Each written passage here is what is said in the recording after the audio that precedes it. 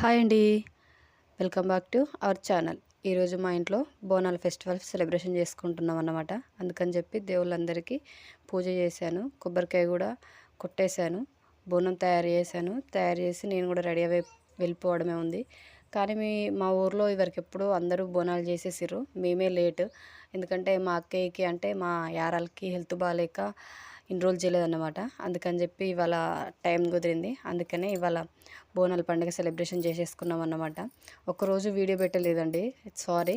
నన్ను ఫాలో అవ్వండి, సబ్స్క్రైబ్ చేయండి, లైక్ చేయండి.